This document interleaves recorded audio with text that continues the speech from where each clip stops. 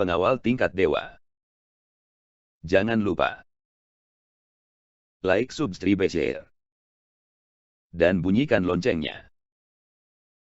Terima kasih. Bab 4. Barbetrose. Hei, Bu. Aku akan pergi misi rahasia mulai hari ini. Dan diperkirakan akan butuh waktu untuk kembali. Di kamar mandi yang tertutup, Keenan bergidik kepada ibunya sambil melepas celana jeans dan celana panasnya. Saya tahu. Saya akan memperhatikan keselamatan Anda. Harus khawatir tentang orang-orang jahat yang menyinggung perasaan saya. Tinju saya adalah khotbah ayah saya. Oh. Jangan memberitahu ayah dan saudara lelaki saya tentang tugas saya. Mereka bekerja keras di luar. Saya tidak ingin mereka khawatir. Jaga tubuhmu.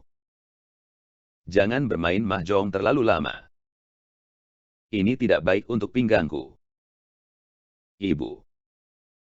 Aku akan mandi. Setelah menutup telepon, mata Keenan berputar dengan air mata. Tiba-tiba, dia merasa sangat egois.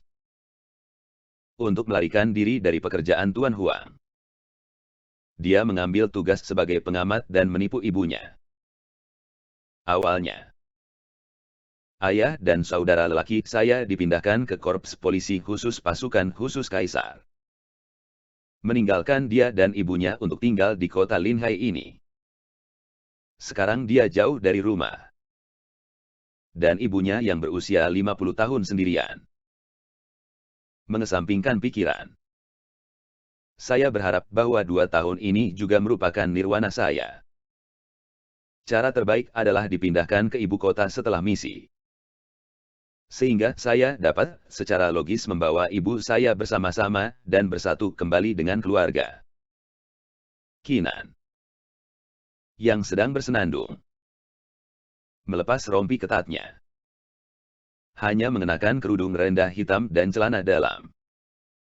Dan berdiri di depan cermin rias. Memperlihatkan sosoknya. Tiba-tiba terdengar ketukan dari kamar mandi. Kenapa? Aku mandi. Kamu bisa menggunakan kamar mandi di lantai bawah. Keenan bahkan tidak perlu tahu siapa yang berdiri di luar rumah. Mulai sekarang. 30 detik kemudian, saya akan mulai melarikan diri, kata Danu dengan dingin di luar pintu. Apa yang kamu bicarakan? Keenan sedikit membeku. Lupa bahwa orang yang dia ikuti adalah seorang tawanan kejahatan ekstrem. Secara harfiah, Anda memiliki 25 detik. Danu selesai. Dan berjalan menuju pintu bawah. Bajingan. Kamu berani lari. Keenan panik. Dan dengan cepat mengenakan jeans panas yang baru saja dia lepas. Dia bahkan tidak punya waktu untuk mengenakan t-shirt. Dia bergegas keluar dari kamar mandi. Dan sekarang Danu baru saja menutup pintu villa. Mengetahui bahwa itu bukan lelucon. Wajah Keenan biru pucat. Mengambil pistol dan mengusirnya. Untungnya, cukup waktu untuk mengenakan sepatu. Kantor dan area komersial di pintu pada dasarnya kosong di malam hari. Di bawah lampu jalan oranye. Tubuh yang dalam condong ke depan seolah-olah itu cocok dengan tanah. Berhenti. Jangan lari. Keenan. Seorang polisi. Berteriak dengan biasa. Dan mengejar dengan panjang kaki 105 cm. Ada jarak 100 meter antara keduanya. Dan dalam gerakan kecepatan tinggi. Itu benar-benar telah melampaui jangkauan pistol Keenan dan hanya bisa mengejar. Keenan keluar. Mengikuti Danu selama 1-2 menit dan berlari sejauh 1 2 kilometer. Dan bergegas langsung ke jalan pejalan kaki yang ramai. Jalan pejalan kaki di malam hari sangat sibuk. Banyak pejalan kaki menatap lurus ke pakaian Keenan. Dan banyak satir mengambil ponsel mereka untuk mengambil gambar Keenan yang bergoyang saat berlari. Senjata api di tangannya ketakutan dan dengan cepat melepaskannya. Berjalan Danu berlari menembus kerumunan seperti monster. Tidak melambat sama sekali. Pejalan kaki yang melewatinya merasa seperti angin kencang yang tiba-tiba. Ketika sosok lincah itu bertemu dengan hamparan bunga. Itu adalah body flip satu tangan yang menyusut. Lebih stabil daripada pesenam dan terus berlari. Hanya mereka yang mengejar Danu yang tahu mengapa monster ini membutuhkan pengamat. Nirvana telah memberinya tubuh manusia super selama 10 tahun. Keenan bertanya pada dirinya sendiri apakah dia bisa bersaing dengan elit polisi khusus seperti sepupunya. Tidak peduli seberapa keras Keenan mencoba. Jarak antara meter tidak dapat dipersingkat. Berlari terus-menerus berkecepatan tinggi membuat paru-parunya meledak. Dan tendon Achillesnya terasa sakit setiap saat. Tetapi Keenan, yang menggertakkan giginya, menolak menyerah dan terus mengejar hidupnya. Sampai Danu bergegas ke sebuah bangunan perumahan kuno. Keenan mengikutinya dan menyaksikan Danu memanggilnya di lift yang sedang menutup. Bajingan. Diam. Keenan melepaskan tembakan tanpa peringatan sama sekali. Mengangkat tangannya adalah sebuah tembakan. Peluru menembak ke pintu lift yang tertutup. Tetapi tidak mengenai sasaran. Lift naik ke lantai paling atas. Keenan menarik napas dalam-dalam dan bergegas menaiki tangga. Keahlian menembak bibiku. Sangat bagus. Danu, yang telah berlari lebih dari 20 menit di lift, bahkan tidak bernapas, mengangkat tangannya dan menyentuh pipinya. Dan luka berdarah dengan darah. Setelah lari yang panjang dan sengit, jantung seseorang berdetak kencang. Dan gangguan pernapasan akan memengaruhi akurasi pengambilan gambar. Meskipun jaraknya hanya 10 meter sekarang. Selama Keenan bisa menabrak pintu lift, dia dianggap sebagai elit-elit di dunia kepolisian. Dia dapat menembak ke dalam lift dan menggaruk Danu. Dia memiliki tingkat penembakan polisi yang cukup khusus. Danu. Lift semangat yang kurang. Duduk langsung di lantai atas lantai 23. Mengejar Keenan dengan buruk. Kaki kanannya mengalami kram. Dan lantai terakhir melompat dengan satu kaki. Keringat menyelimuti kulit kristalnya. Dan pakaian dalam rendah hitam itu bisa mengeluarkan air secara langsung. Ini adalah apartemen kuno tanpa jalan keluar kecuali pintu berdiri Keenan. Dia menyesuaikan detak jantungnya dengan metode pernapasan ayahnya. Dan menghentakkan senjatanya ke pintu terakhir dengan kram. Mendorong pintu ke 90 derajat dengan satu tangan. Keenan dengan cepat memindai ke kiri dan ke kanan untuk menemukan target. Tetapi pada saat ini, sebuah tinju menggedor pintu kayu di sampingnya dan langsung mengambil pistol Keenan, tetapi 0. 1 detik kemudian, pistol polisi tipe 77 milik Keenan hancur seperti blok bangunan Lego. Ketumpukan besi tua. Keenan melompat dengan satu kaki. Menendang ke samping dan menendang. Dan menendang pintu kayu yang telah lama hilang ketumpukan serpihan kayu yang meledak tanpa menghina. Meluncur mundur dengan kedalaman koneksi satu tangan yang keras. Jaraknya 1 meter. Kebugaran fisik yang baik dan kaki yang kuat. Anda jauh lebih baik daripada saya sebelum berpartisipasi dalam Nirvana. Danu berdiri dan menepuk-nepuk serbuk kayu di tubuhnya. Menonton Keenan. 2 meter jauhnya. Memuji pujian. Tinjuku juga bagus. Ayo kita coba bersama-sama. Kinan mengepalkan tinjunya dan memakai postur sanda. Kontur otot di lengannya membengkak dengan kekuatan. Dan garis pinggang perut menjadi lebih jelas. Keindahan ketegangan yang jarang terjadi pada wanita seperti mawar berduri. Aku menyarankan kamu untuk tenang. Kaki kananmu sempit dan kebugaran fisikmu terlalu berlebihan. Kamu tidak bisa mengancamku sama sekali. Jika kamu masih punya otak kecil, kamu harus memanggil polisi dan membiarkan orang lain menanganinya.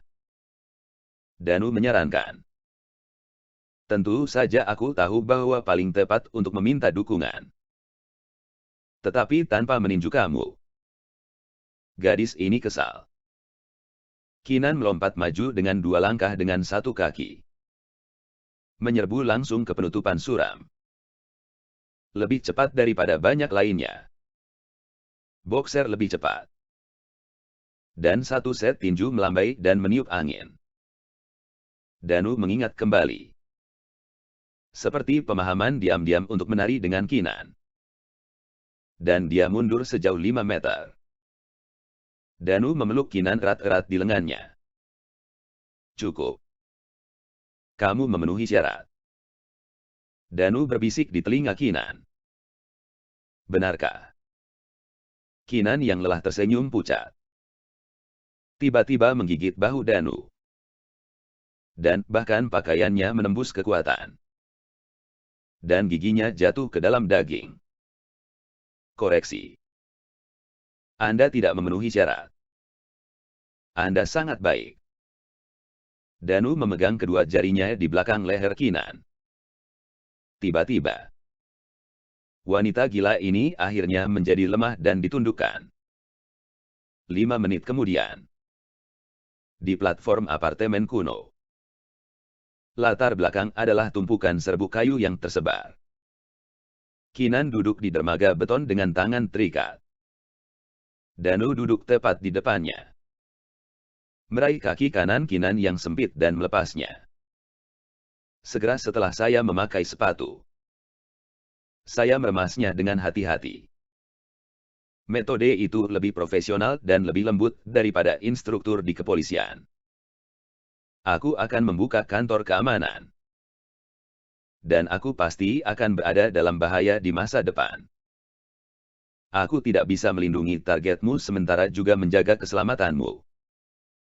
Jadi aku harus menguji keterampilanmu.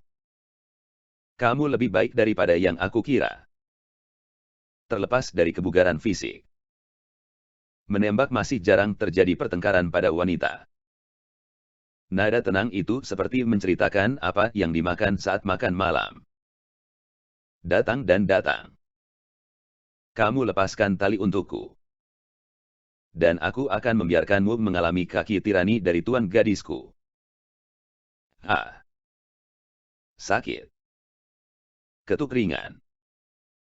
Ketika Kinan berteriak, Danu menarik ototnya. Dan gadis itu tidak bisa membantu tersipu. Aku sudah cukup melihat. Tentu saja. Dibandingkan dengan kondisi dasar ini, aku lebih suka keinginanmu untuk tugas. Bahkan jika kamu tidak menyerah semangat juang pada akhirnya. Kamu memenuhi syarat untuk menjadi asistenku. Bangun. Aku pengamatmu. Siapa bilang kamu ingin menjadi asistenmu? Kinan berkata sambil menggerakkan pergelangan kakinya. Dan keramnya sudah baik. Saya seorang pria yang ditakdirkan untuk menjadi pengawal. Bagaimana Anda ingin mengamati saya dan tidak membantu saya? Logika Danu tidak dapat disangkal. Pandanganmu terdistorsi.